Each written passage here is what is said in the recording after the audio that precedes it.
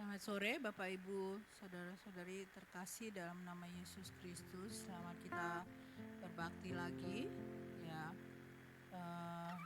mari kita siapkan hati dan pikiran kita untuk kita memanfaatkan waktu yang terbatas ini untuk kita beribadah dengan sungguh-sungguh, memuji, menyembah Tuhan, menikmati firman Tuhan, menikmati musik yang membawa kita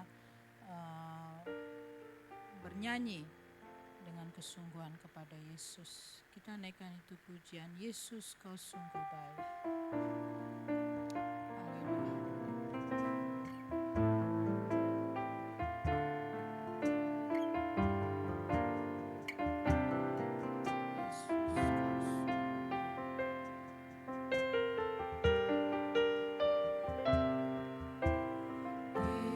Yesus kau sungguh baik.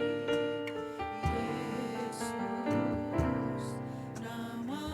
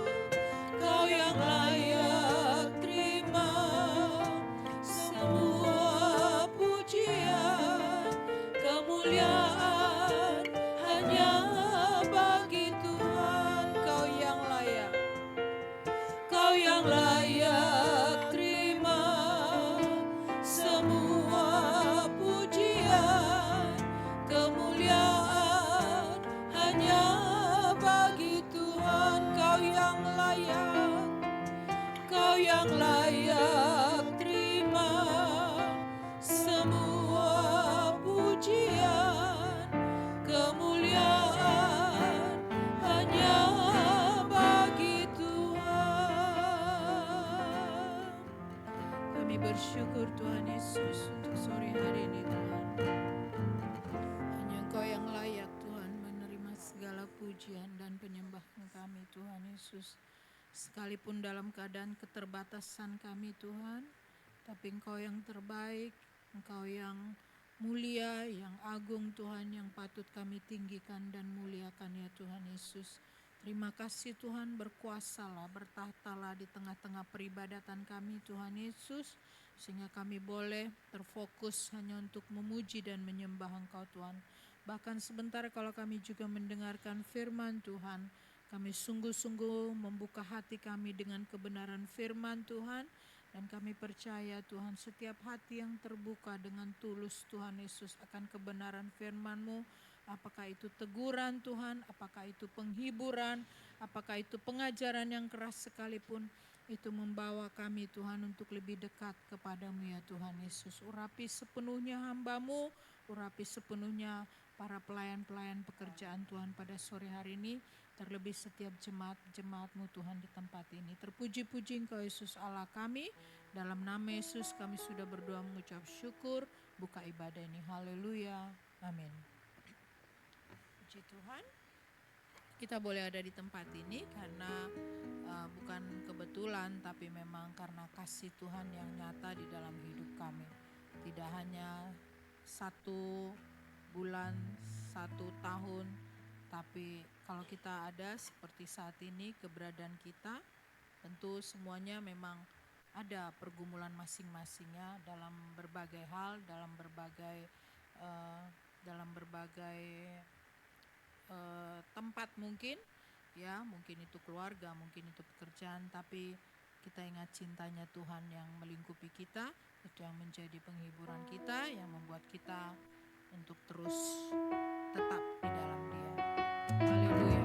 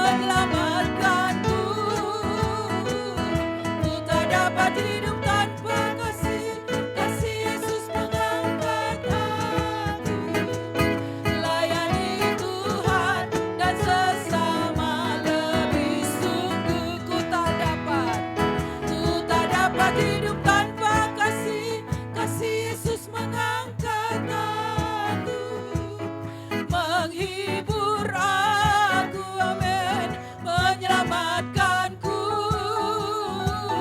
Ku tak dapat hidup tanpa kasih, kasih Yesus mengangkat aku. Layani Tuhan dan sesama lebih sungguh. Ku tak dapat hidup tanpa kasih, kasih Yesus mengangkat aku, menghibur aku, menyelamatkanku. Ku tak dapat hidup tanpa kasih, kasih Yesus mengangkat aku. Layani Tuhan dan sesama lebih sungguh. Layani Tuhan dan sesama lebih sungguh. Layani Tuhan dan sesama lebih sungguh. Bawa serta dengan perkara yang besar. Bawa serta dengan Allah kita hadapi semua. Allah akan menginjak-injak segala musuh kita. Perkara besar terjadi. Bawa serta dengan Allah, bawa serta, kita bangkit berdiri. Bawa serta dengan Allah kita lakukan perkara yang besar.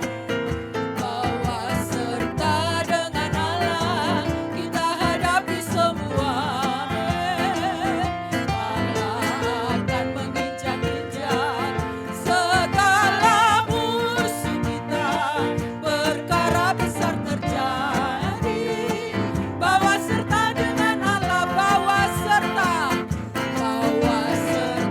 dengan Allah kita lakukan perkara yang besar. Bawa serta dengan Allah kita hadapi semua. Allah akan menginjak-injak segala musuh kita. Perkara besar terjadi. Bawa serta dengan Allah sampai masa tuamu. Aku Yesus tetap dia, dan sampai putih rambutmu aku menggendong kamu. Aku telah melakukannya dan mau menanggung kamu terus. Aku mau memikul kamu dan menyelamatkan kamu sampai masa tuamu. Aku Yesus tetap dan sampai putih rambutmu aku menggendong kamu. Aku telah melakukannya dan mau menanggung kamu terus. Aku mau memikul kamu dan menyelamatkan kamu. Sekali lagi sampai masa tuamu. Aku Yesus tetap dia, dan sampai putih rambutmu aku menggendong kamu. Aku telah melakukannya dan mau menanggung kamu terus. Aku mau memikul kamu dan menyelamatkan kamu. Aku mau memikul kamu dan menyelamatkan kamu. Aku mau memikul kamu dan menyelamatkan kamu. Puji Tuhan, kita tetap berdiri. Kita masuk dalam firman Tuhan. Karena anugerah Tuhan semata-mata dalam hidup kita, Dia akan terus memikul dan menggendong kita. Ku hidup karena anugerah-Mu. Tiada satu pun dapat kuanggarkan semua karena cinta-Mu.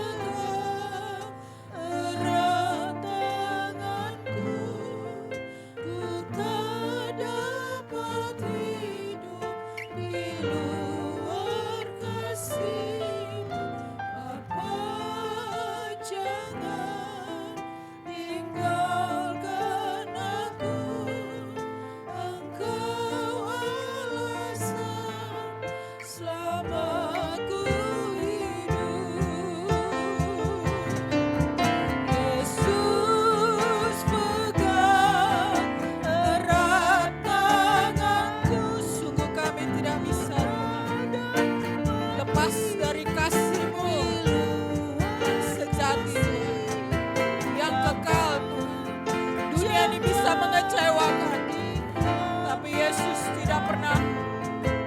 Engkau alasan selama ku hidup. Yesus pegang erat, Yesus pegang erat tanganku. Ku tak dapat hidup di luar kasih. Bapa, jangan tinggalkan aku. Engkau alasan selama ku hidup. Bapa, jangan. Bapa, jangan tinggalkan aku. Engkau alasan selama ku hidup. Engkau alasan selama ku hidup. Engkau alasan selama ku hidup.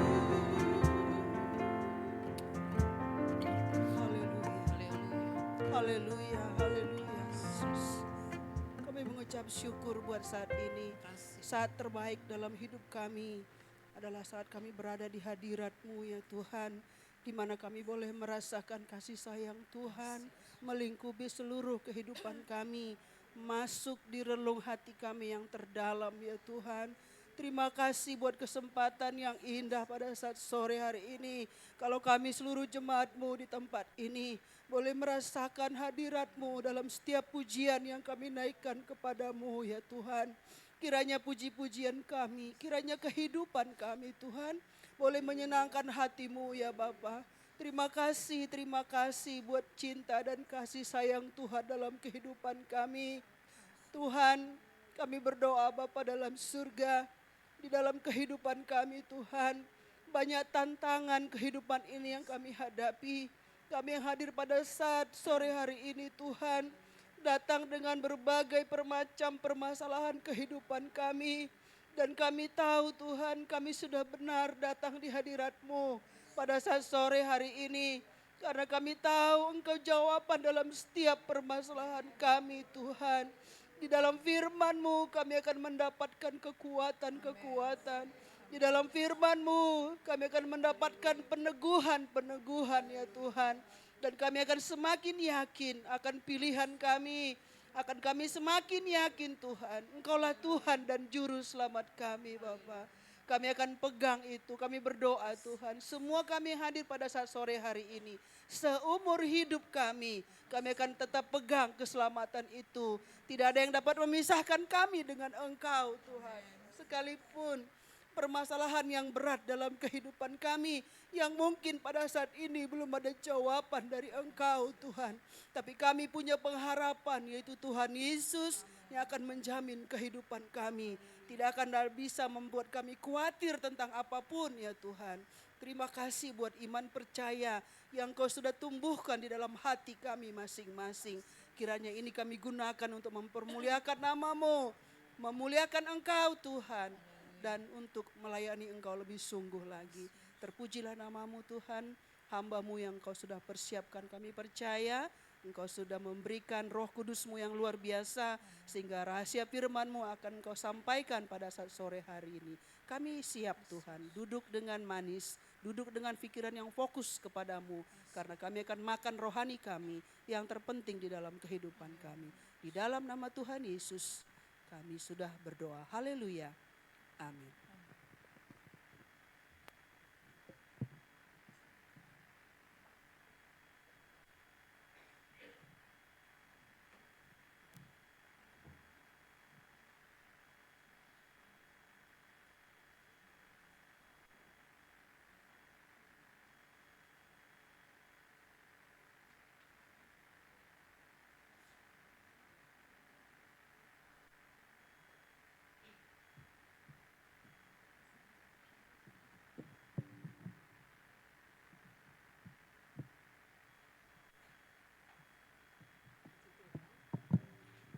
Selamat sore, Bapak, Ibu, saudara-saudari yang terkasih dalam kasih Tuhan Yesus Kristus.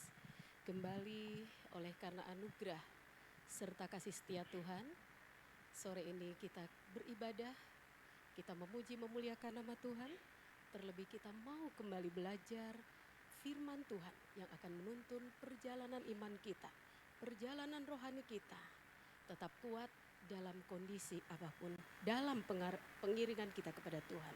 Sama-sama saya mengajak saudara membuka Alkitab. Injil Yohanes pasal 4.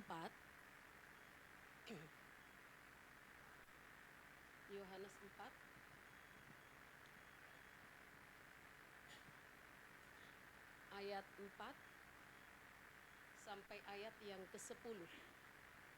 Kita lihat Yohanes pasal 4 ayat 4 sampai ayat yang ke-10. Saya tambah satu ayat lagi, ayat yang ke-28. Karena percakapan dengan perempuan Samaria begitu panjang, saya ambil beberapa ayat saja, nanti Bapak Ibu bisa teruskan baca di rumah masing-masing. Demikian bunyi firman Tuhan. Ayat 4.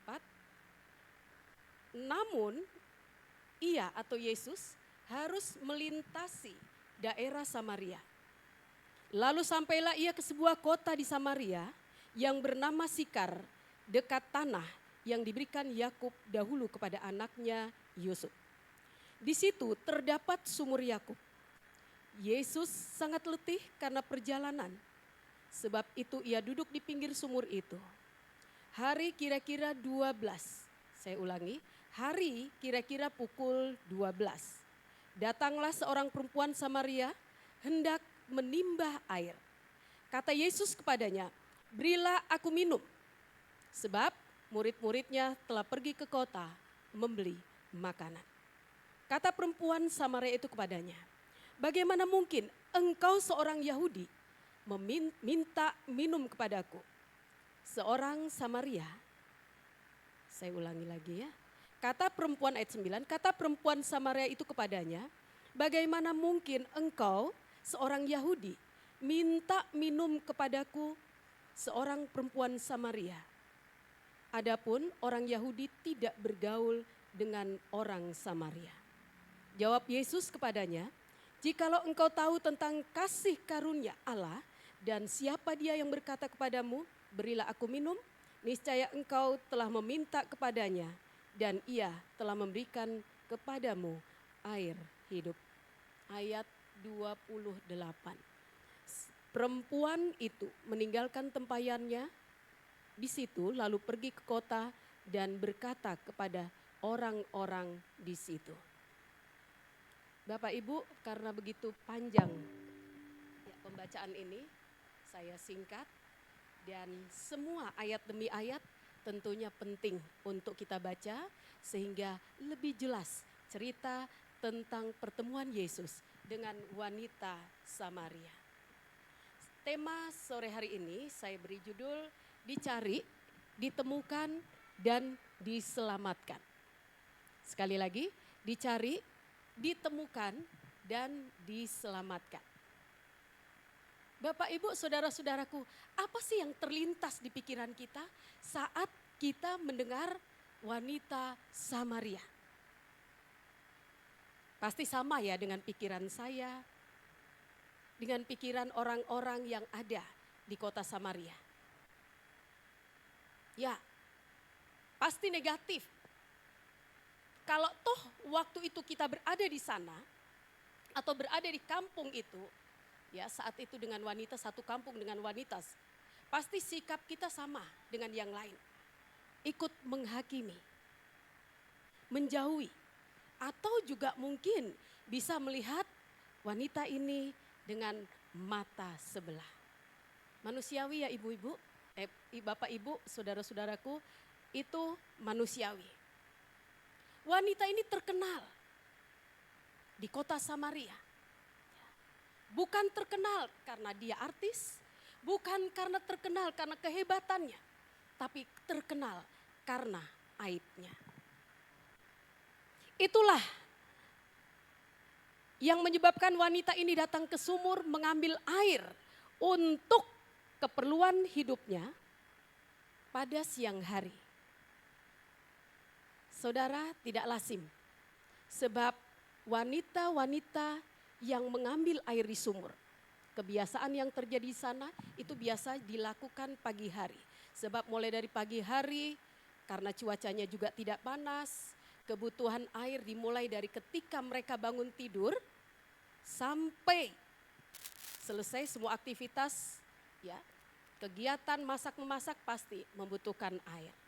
Tapi heran, wanita ini menunggu sampai sumur itu sepi. Saudara, karena wanita ini tahu diri, siapa dirinya. Sehingga dia menghindari dari wanita-wanita lain yang setiap pagi menimba air dan menghampiri atau datang ke sumur itu. Nah, inilah alasan ya yang ada di pikiran saya, kemungkinan inilah penyebab wanita ini datang ke sumur pada siang hari. Dan pasti dia menunggu keadaannya aman dulu, sepi dulu ya, baru dia datang ke sana. Nah, saudara, wanita, ya, pertemuan wanita dengan Yesus di sumur adalah salah satu kisah yang paling terkenal di dalam Injil Yohanes. Dan sejarah mencatat haram hukumnya bagi seorang Yahudi berbicara, bercakap-cakap, apalagi meminta atau mengharapkan sesuatu dari orang Samaria. Saudara, kita lihat ayat yang ke-9. Tadi dikatakan bahwa ayat 9. Kata perempuan Samaria itu kepadanya, bagaimana mungkin engkau seorang Yahudi minta minum kepadaku seorang perempuan Samaria? Karena apa? Dia berkata demikian, karena orang Yahudi tidak bergaul dengan orang Samaria. Bapak, Ibu, saudara-saudari yang terkasih di dalam kasih Tuhan Yesus Kristus. Kita lihat ada dua alasan.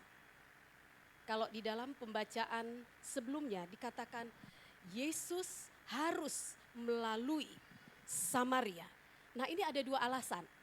Alasan yang pertama adalah alasan pertama, jarak tempuh melalui Samaria ke tempat tujuan yang Yesus tuju itu lebih dekat. Jadi kalau muter itu terlalu jauh. Tapi dengan melintasi kota Samaria, perjalanan Yesus menuju tempat yang menjadi tujuan Yesus itu lebih dekat. Nah, yang kedua, alasan kedua, pasti kenapa Yesus melewati kota Samaria adalah karena misi. Sebab orang Samaria tidak mengenal Allah. Orang Samaria hidup di dalam penyembahan kepada sesuatu yang tidak jelas. Itu sebabnya ada misi di hati Yesus untuk melewati kota itu, karena dia tahu ada sesuatu yang perlu ditolong, ada sesuatu yang perlu diselamatkan. Nah, keselamatan ini adalah anugerah Bapak Ibu. Kita lihat Efesus 2 ayat 8 sampai 9. Keselamatan ini anugerah Allah. Jadi ketika Yesus datang ke tempat itu dengan sebuah misi untuk menyelamatkan satu orang, dan dengan harapan orang inilah yang akan dipakai Tuhan untuk menyelamatkan atau memberitakan kabar keselamatan, kabar kesukaan, kabar kebebasan, kabar kelepasan, kabar keselamatan kepada orang-orang yang lain. Kita lihat Efesus 2 ayat 8 sampai 9. Sebab karena kasih karunia kamu diselamatkan oleh iman. Itu bukan hasil usahamu, tetapi pemberian Allah. Jadi untuk kita yang sudah mengenal kebenaran, menerima Yesus dalam hidup pribadi kita, kalau kita diselamatkan, kita dipilih dari berbagai berjuta-juta manusia yang ada di bumi ini, itu pasti ada rencana Allah Dan ini adalah anugerah terindah buat kita. Oleh sebab itu jangan disia-siakan, karena di seberang sana, karena di balik sana masih ada orang-orang yang menjerit, menangis, rindu keselamatan dari Tuhan. Saudaraku, wanita ini menerima tawaran air hidup.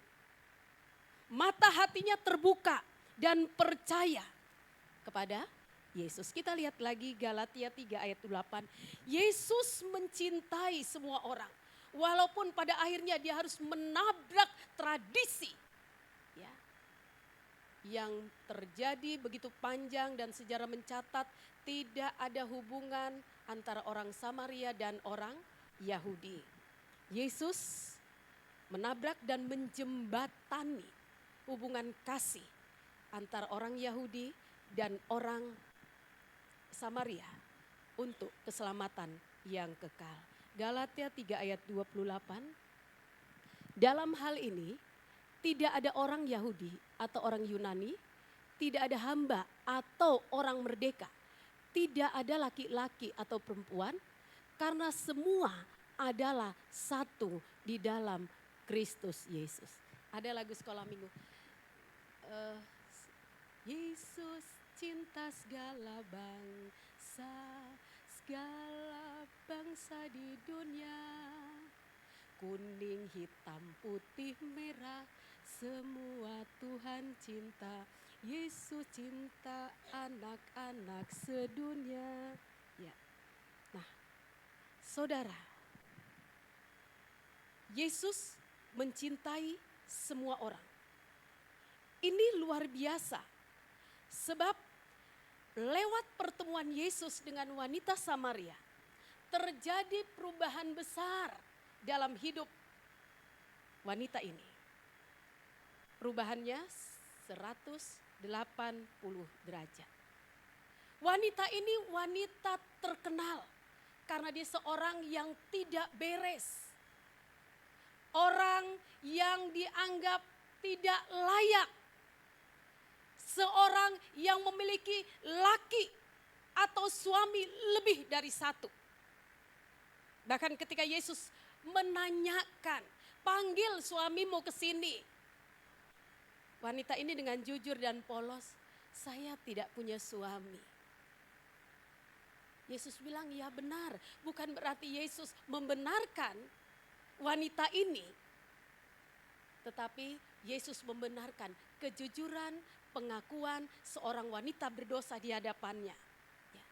Dan dia membuka hati. Lalu dia berkata, yang ada pada saya itu pun bukan suami saya. Saudara yang kekasih, pantaslah kalau wanita ini dijauhi. Pantaslah kalau wanita ini dilihat dengan mata sebelah, tidak dihargai. Tidak ada nilainya untuk orang-orang Samaria pada waktu itu, sekalipun mereka tidak mengenal Allah. Saudara, luar biasa perubahan yang terjadi pada diri wanita ini. Dia menjauhi dan dijauhi.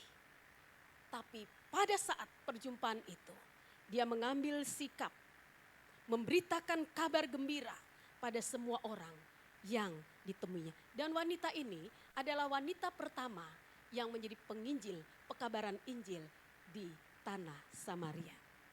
Luar biasa ya, Tuhan bisa merubah siapa saja. Ketika kami melayani ke Nusa Kembangan, kami dari tim berjumpa dengan salah satu seorang penjahat kaliber. Saya tidak sebut namanya, dan bukan sekali, dua kali dia keluar masuk penjara.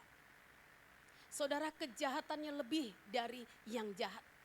Bahkan dia memprovokasi, dia punya begitu banyak tangan kanan, tangan kiri untuk melakukan misinya, misi kejahatan. Saudara, secara manusia tidak mungkin dia bisa berubah. Dan menurut cerita, tidak ada satupun orang yang bisa merubah kejahatannya. Tapi di penjara itulah dia berjumpa dengan juru selamatnya. Dan perjumpaan dia dengan Yesus di dalam penjara, merubah semua cara dia berpikir, cara dia bertindak, cara dia berperilaku, dan dia menerima Yesus sebagai Tuhan dan Juru Selamatnya. Lalu mengambil keputusan untuk menyampaikan kabar kebebasan, kabar kelepasan kepada para tawanan yang masih terikat. Sekalipun dia masih terikat, masih terpenjara, tapi yang terpenting rohnya, jiwanya dibebaskan oleh Yesus. Itu jauh lebih berharga daripada belenggu yang mengikat dia di Nusa Kambangan. Nah Bapak Ibu, kita lanjut dengan cerita wanita Samaria. Dia mengambil keputusan ini tidak mudah. Pasti beresiko. Siapa sih mau mendengar berita yang disampaikan oleh seorang yang tidak benar? Siapa sih yang mau menerima berita yang disampaikan oleh seorang wanita yang dianggap sampah masyarakat? Jangankan wanita ini, kami para hamba Tuhan saja pada saat kami menyampaikan di tempat-tempat tertentu tidak semua menerima berita itu. Apalagi semua orang tahu siapa wanita itu ya. Seringkali orang melihat siapa yang menyampaikan. Saudara, oleh sebab itu siapapun yang menyampaikan berita, kita tetap harus menjaga kesucian, kekudusan, baik dalam berpikir, dalam bertindak, dalam berperilaku. Supaya apa, orang melihat Kristus justru dalam kehidupan kita. Kita lanjut, kita lihat berikut. Dia bangkit, ya, hidup, lalu melangkah, meninggalkan tempayannya. Saudara yang kekasih, ini tidak mudah. Tujuan utama dia datang ke sumur untuk mengambil air, ya. Tapi perjumpaan dengan Yesus di siang hari itu, dia pikir puji Tuhan, ya. Ya, bersyukur. Maksud saya dia pikir bersyukur waktu itu sumur sepi, tapi justru di tengah-tengah kesepian itulah dia berjumpa dengan Yesus di sumur Yakub. Ada banyak cara Tuhan, Bapak Ibu, saudara-saudaraku, menyatakan kita ini berharga loh di mata Tuhan. Saat kita tersudut, tertekan, bergumul dalam masalah, tidak dihargai, dipandang sebelah mata. Tuhan bisa memakai berbagai cara. Mungkin bukan Yesus kembali hadir berjumpa dengan kita, tapi Tuhan akan mengutus, memakai siapa saja yang pantas dan layak diutus untuk memperkenalkan dirinya supaya kita lebih kuat, lebih dekat lagi, lebih memiliki pengharapan di dalam dia, dalam tekanan, dalam pergumulan, dalam masalah apa saja. Saudara, saya ingat semua itu, ya, ada 3 hal yang saya ingat ketika saya ada di titik terendah.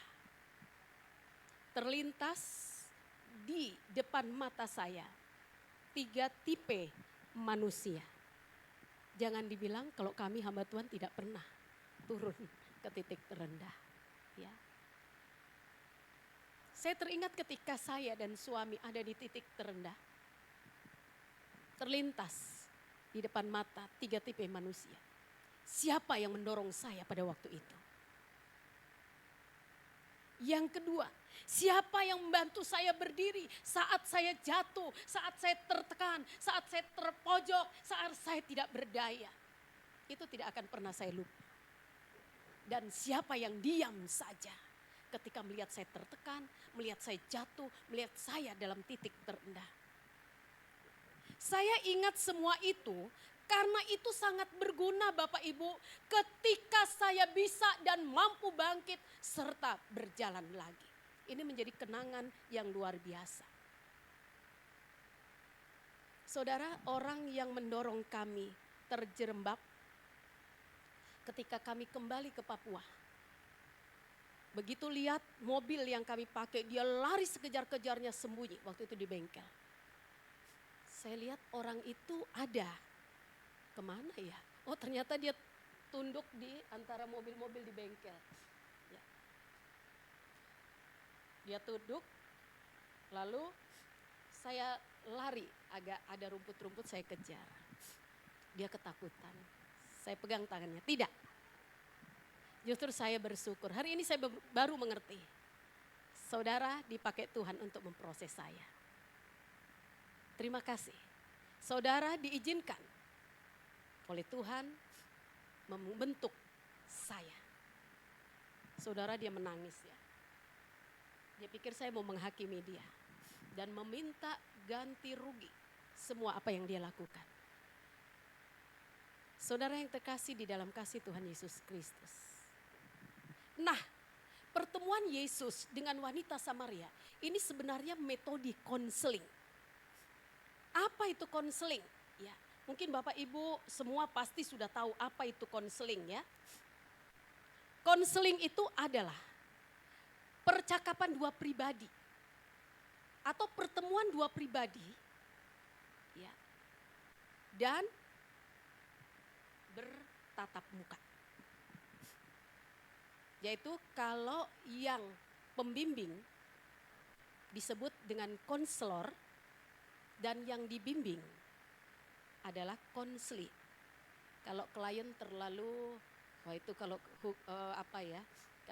tapi kalau di dunia konseling lebih dengan konselor, konseli. Ya. Nah ini banyak orang merasa, oh kalau kalau konseling itu sama dengan penasehat, beda ya. Nah perbedaan antara penasehat atau nasihat dengan konseling itu apa?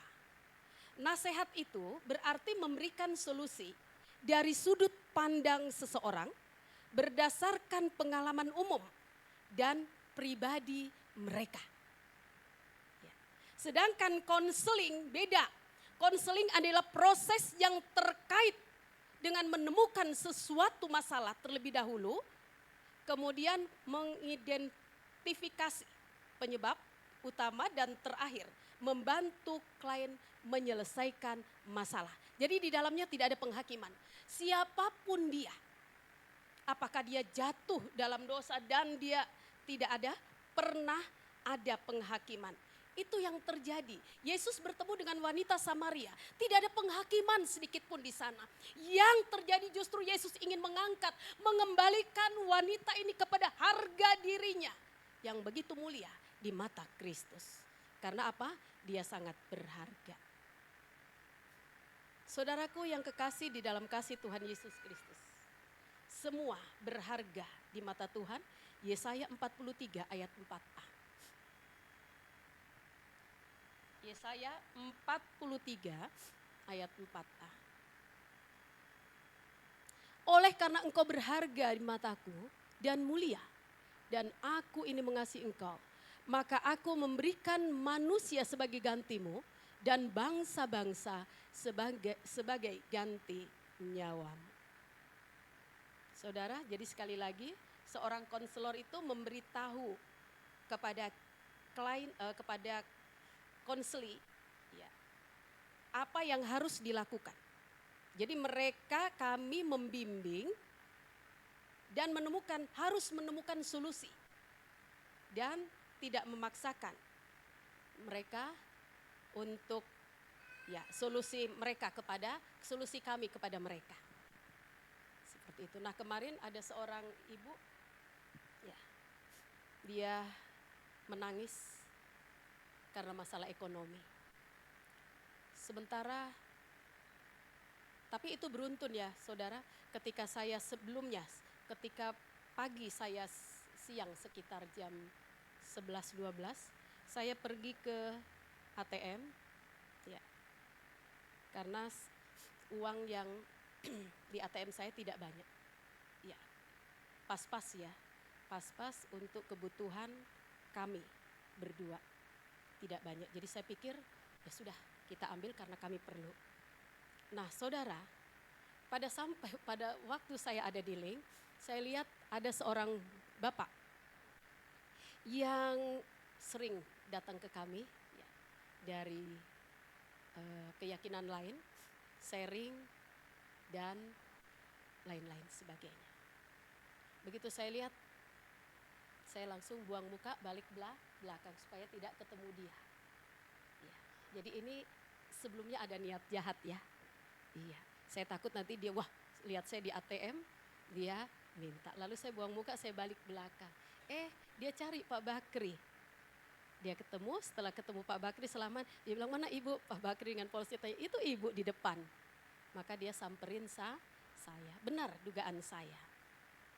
Dia datang lalu dia bisik. Bisikan itu hampir tidak terdengar. Mungkin saking malunya. Dia butuh dengan air mata, dia bisik. Bapak agak kencang sedikit, saya tidak dengar. Saya kurang jelas. Lalu dia bilang, saya rencana mau ke rumah ibu. Ada apa Pak? Istri saya di rumah sakit. Saya butuh bla bla bla bla. Saya pikir aduh ini tidak banyak, saya harus bagi. Itu berperang. Kasih tidak, kasih tidak, kasih tidak. Karena kebutuhan yang kami harus penuhi itu dengan uang itu aja sudah pas-pas ya. Tidak lebih. Tapi hati saya memberontak, tidak. Saya butuh, dia lebih butuh lagi. Dengan ikhlas saya katakan, Bapak tidak usah ke rumah. Hari ini ada yang Bapak minta di tangan saya.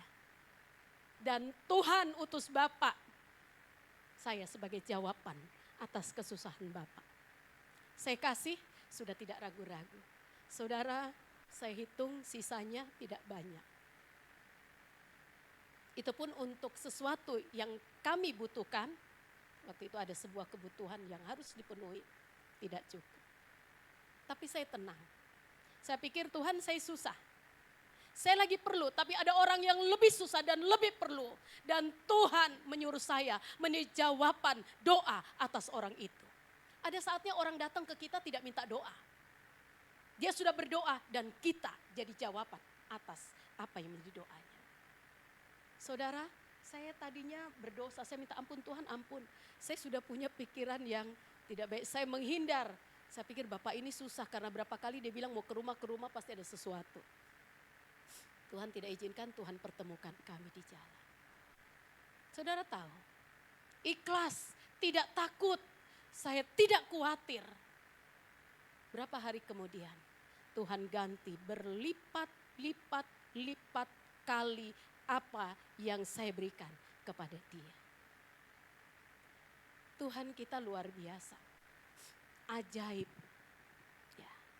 Nah, metode yang kita baru saja baca ini metode Yesus tentang konseling, ya. Tatap muka dua pribadi, konselor dan konseli. Konseli itu orang yang bermasalah dan konselor adalah pembimbing. Terus ada lagi saudara sedikit ya. Mengapa? Ya. Konseling tidak sama dengan pemberi nasihat. Kalau tadi, mengapa konseling bukan pemberi nasihat? Konseling tidak sama dengan pemberi nasihat. Nasihat itu bersifat menghakimi. Ya. Makanya, kalau ada orang sakit, makanya Bapak harus banyak berdoa. Tapi kan sudah berdoa gitu kan. Makanya Bapak harus rajin setia. Saya sudah setia. Ya. Tapi kok sakit. Nah, konseling tidak sama dengan pemberi nasihat. Nasihat bersifat menghakimi.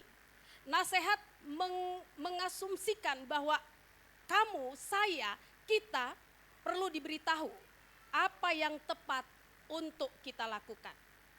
Kalau seorang konselor beda, ya. Konselor itu tidak memberitahu kepada saya dan saudara apa yang harus dilakukan. Tapi kami memberi, ya, memberi atau membimbing konseli dalam menemukan solusi dan tidak memaksakan solusi. Jadi tetap kami kembalikan kepada yang bermasalah. Itu sebabnya Bapak Ibu, saudara-saudari yang terkasih di dalam kasih Tuhan Yesus Kristus. Mari, perbedaan antara nasihat dan konseling itu ada. Jadi kalau orang bilang, oh iya saya kemarin konseling, saya dinasehati, itu beda dengan ketika seseorang konseling ya. Mari kita lihat ayat yang terakhir.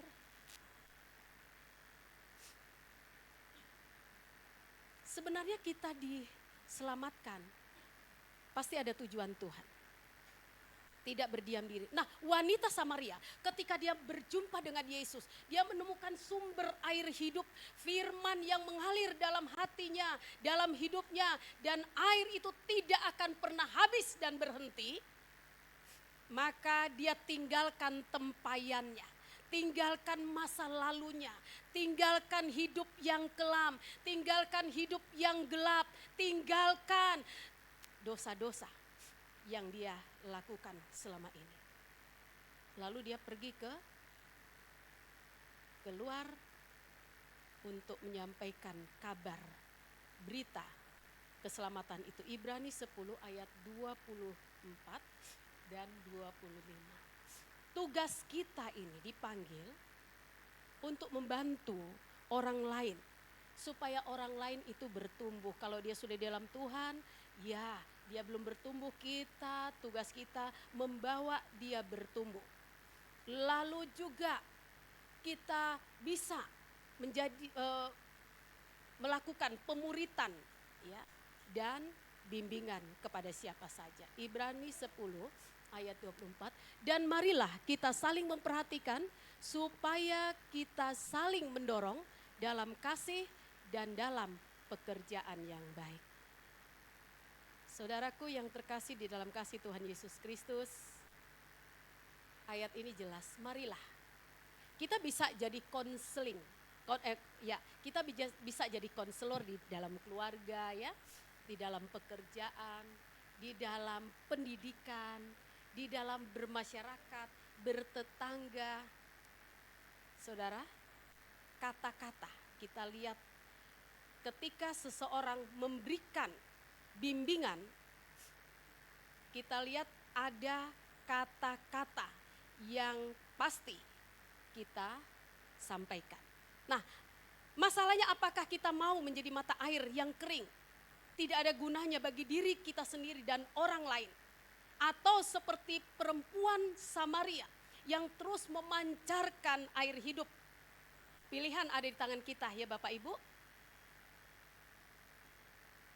Pilihan ada di tangan kita, menjadi mata air yang sehat atau yang kering. Kuncinya hanya satu, yaitu bagaimana hubungan pribadi kita dengan Tuhan Yesus, Sang Juru Selamat. Terpujilah Tuhan, kita lihat betapa Tuhan mengasihi kita. Kalau kita dipanggil, pasti Tuhan punya rencana untuk kita. Ketika kita ketemu seseorang yang lemah, yang tersakiti, yang tersolimi, yang terpuruk, yang tertekan, tugas kita memberikan penguatan. Sebab di dalam kata-kata, di dalam 1-2 kata, ada kuasa kebangkitan, kuasa semangat yang baru, kuasa untuk membawa orang kembali berdiri dari keterpurukannya. Mari Bapak Ibu, saudara-saudara yang terkasih di dalam kasih Tuhan Yesus Kristus. Saya percaya semua kita yang hadir pada sore hari ini, kita benar-benar ya, mau memiliki mata air yang hidup. Tidak dipeti kemaskan keselamatan yang kita punya, tapi kita mau sampaikan itu kepada teman saat kita bekerja, kepada juga tetangga, kepada sahabat, kepada saudara-saudara yang belum mengenal kasih Tuhan. Saya percaya apapun kondisi kita di masa lalu, di masa kini, di masa yang akan datang, tapi kasih, anugerah, dan kesetiaan Tuhan serta anugerah Tuhan jauh lebih besar dari semua kekurangan dan keterbatasan kita. Untuk itulah kita dipanggil menjadi satu tubuh Kristus untuk saling melengkapi. Kekurangannya Ibu Rini, kelebihan saya, kelebihan Ibu Aurora, kekurangan Bung Semi, kekurangan Bung Semi, mungkin itu kelebihannya Mbak Niar. Kita dipanggil untuk saling menopang, saling mendorong, saling menguatkan. Agar apa? Gereja Tuhan tetap semangat, menyongsong kedatangan Tuhan yang kedua kali. Kita tetap setia, kita tetap taat, kita tetap tekun. Semuanya kembali untuk hormat dan kemuliaan nama Tuhan. Perjalanan dari Jayapura. Waktu itu kami rombongan hendak mubes karena begitu besarnya rombongan. Akan mubes ke Jakarta. Ketika kamar waktu itu hanya saya dengan Ibu Gembala dari Merauke. Lalu tiba di Fak-Fak, tiba-tiba setelah kami makan siang pintu terkunci. Oh berarti ada yang baru masuk, ya. Lalu saya cari Pak Bakri, waktu itu ikut juga. Lalu saya minta kunci, saya buka. Oh ternyata ada kain, ya, di tempat tidur, salah satu tempat tidur di kelas ada kain, ada tas, pakaian. Lalu kami tunggu, habis berdoa malam saya dengan Ibu Gembala karena dipisahkan pria dengan wanita ya kelas. Saya berdoa, saya tunggu sampai malam belum ada yang datang. Puji Tuhan, saudara, begitu tengah malam sekitar jam 2 pintu terbuka, saya buka mata, oh seorang wanita. Rupanya dia dari tempat hiburan di atas. Pagi hari saya sapa, habis berdoa saya sapa. Dari mana, tujuan kemana. Tiba-tiba dia peluk saya, dia menangis. Setelah terjadi percakapan, ternyata dia wanita tunasusila. Disitulah kesempatan saya menyampaikan kabar keselamatan. Dia menangis, dia orang Makassar, Ujung Pandang. Dan tidak seiman. Dia menangis lalu dia rangkul, kenapa ibu mau dekatin saya? Kenapa ibu mau bercakap-cakap dengan saya? Saya bilang Tuhan mengasihi semua orang, siapapun itu di hadapan Tuhan sama. Ya. Tuhan mengasihi semua orang, terlebih orang-orang berdosa. Saudara yang kekasih, lewat peristiwa itu kami tetap kontak dan dia diselamatkan dengan cara Tuhan lewat hamba Tuhan yang lain. Jadi ada yang memfollow up, ya, ada yang memfollow up. Pertemuan malam itu dengan Yesus membuat perubahan dalam hidupnya. Wanita tunasusila ini berubah dan dia menjadi alat di tangan Tuhan untuk keluarga yang tidak seiman. Terpujilah nama Tuhan. Tuhan memberkati kita semua. Mari kita tundukkan kepala, kita angkat satu pujian.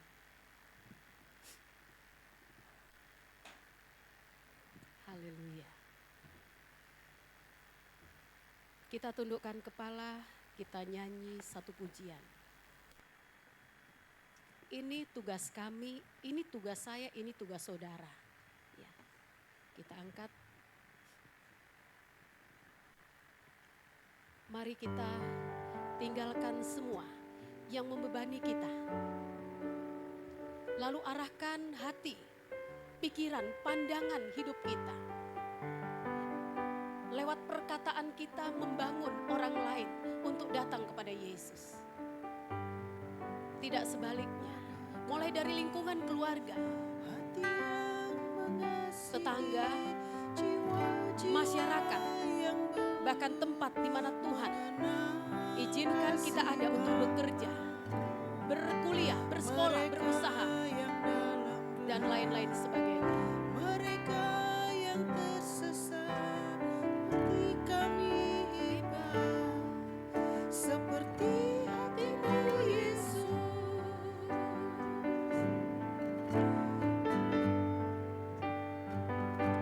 Ini tugas kami, beri keberanian bagi kami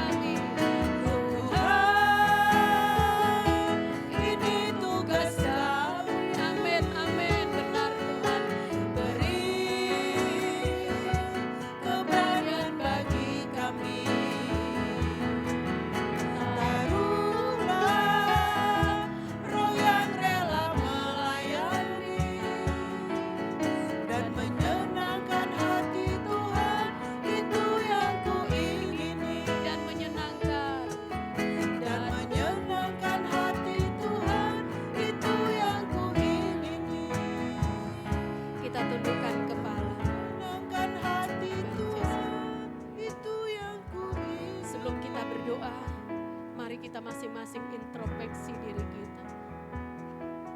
Sudahkah Bapak, Ibu, saudara-saudaraku menjadi konselor pertama untuk diri sendiri, sehingga kita mampu berdamai dengan diri kita, berdamai dengan masa lalu kita, berdamai dengan Tuhan. Yang kedua, mari kita jadi konselor untuk keluarga. Lewat perkataan, ada kekuatan.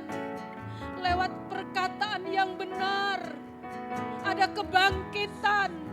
Lewat perkataan yang benar, ada perubahan.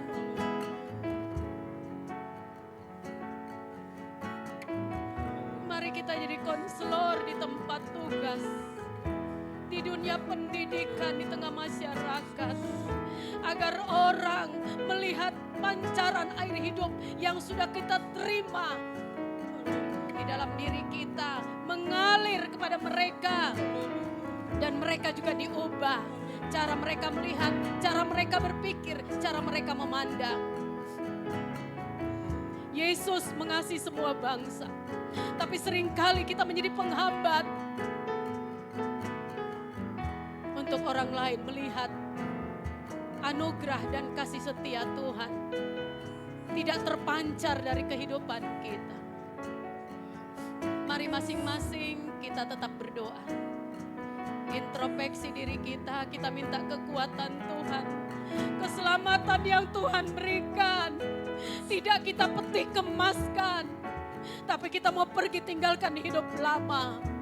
Sungguh-sungguh memancarkan air hidup itu dinikmati oleh orang lain, disegarkan.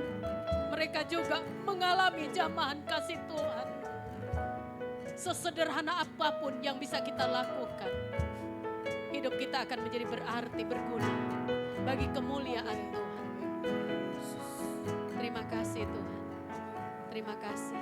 Kita tetap dalam doa, saya serahkan kepada Ibu Gembala.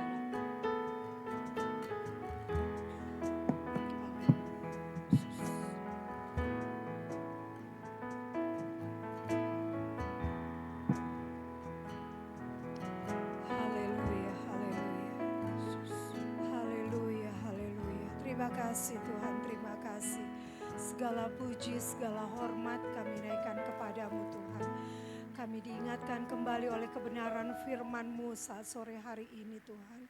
Kalau kami Tuhan, berikan kami kemampuan, kekuatan, keberanian Tuhan.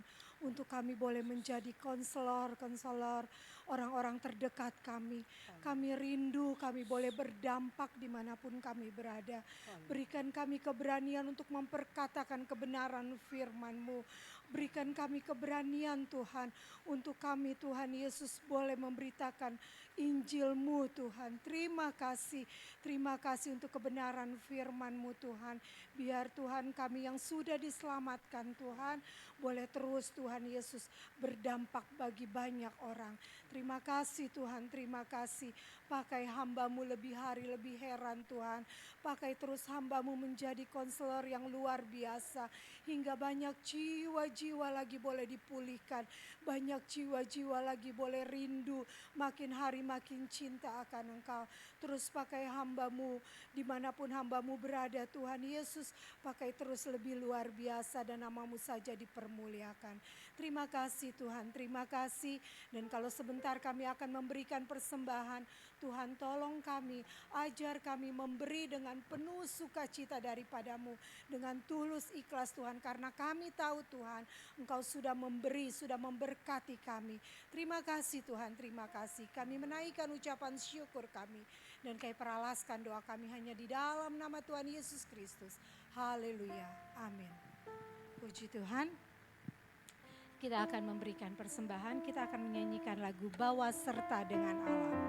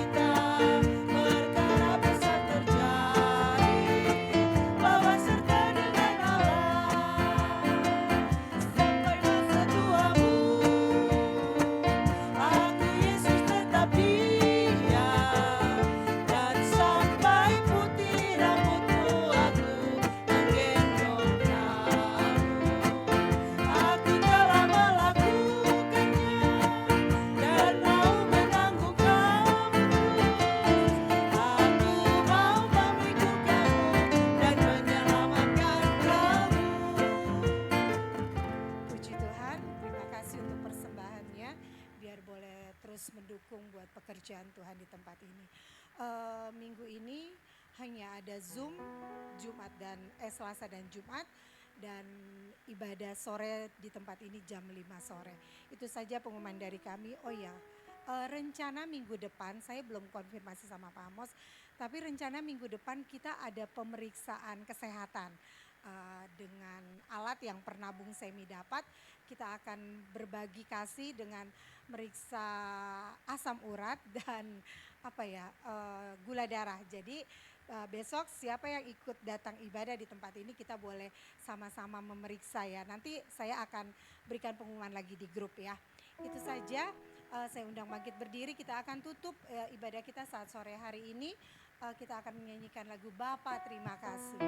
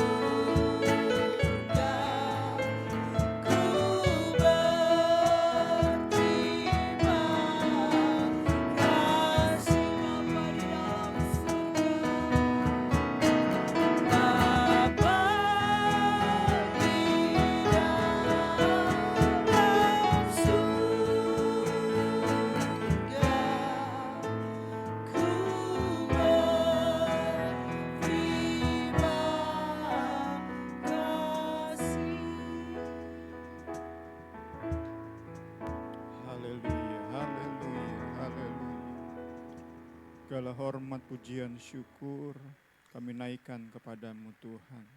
Kami percaya Tuhan, kami sungguh yakin Tuhan Yesus, apa yang kami sudah terima di sore hari ini Tuhan, merupakan makanan rohani yang sungguh kami butuhkan Tuhan, untuk kami jalani hari-hari kami, untuk kami jalani sebuah kehidupan yang bermakna.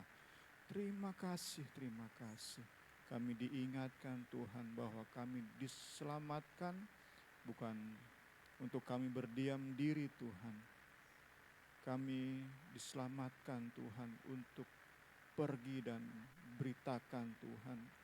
Kami tidak mau hanya datang dan menikmati, datang dan melihat Tuhan, keindahan-keindahan karya-Mu Tuhan di dalam hidup kami. Tetapi kami juga mau pergi dan memberitakan apa yang sudah Engkau buat bagi kami Tuhan. Tolong kami Tuhan, tolong kami Tuhan. Bukan kebetulan Tuhan, di teologi sistematik kami belajar misi gereja. Dan sore hari ini kami diajak untuk bermisi Tuhan.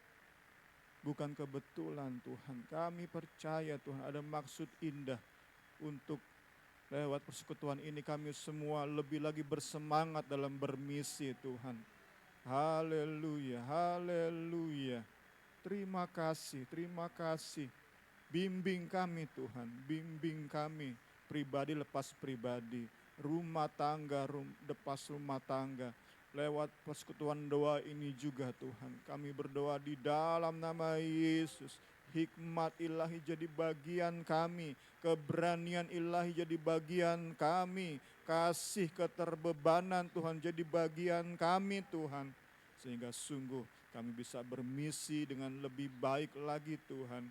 Haleluya, banyak jiwa-jiwa membutuhkan uluran tangan kami Tuhan. Bukan hanya lewat materi kami Tuhan, tetapi lewat perhatian kami, lewat telinga yang mendengar, lewat mata yang memperhatikan, lewat mulut yang menasehati dengan penuh kasih. Jadikan kami alat-Mu Tuhan. Haleluya, haleluya. Terima kasih Allah yang sungguh baik di dalam hidup kami.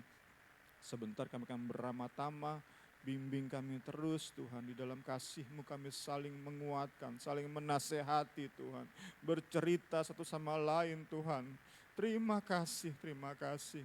Kami pun akan makan dan minum, bubuhi dengan kuasa firman-Mu, datangkan kekuatan, kesehatan bagi kami Tuhan. Kami akan memasuki minggu ini Tuhan, di hari Senin, Selasa dan seterusnya Tuhan, dalam setiap aktivitas kami sesuai dengan profesi kami Tuhan. Yesus yang berkati kami, Yesus yang pegang tangan kami, Yesus yang bimbing kami, Yesus yang gendong kami, Yesus yang kasih kehangatan bagi kami. Kami serahkan jiwa kami serahkan rumah tangga kami serahkan keluarga kami ke dalam tangan-Mu. Kami akan terima berkat daripada Yesus Kristus. Berkat Allah Bapa, kasih sayang Yesus Kristus, persekutuan Allah Roh Kudus menjadi bagian kita semua. Hari ini, esok, sampai selama-lamanya.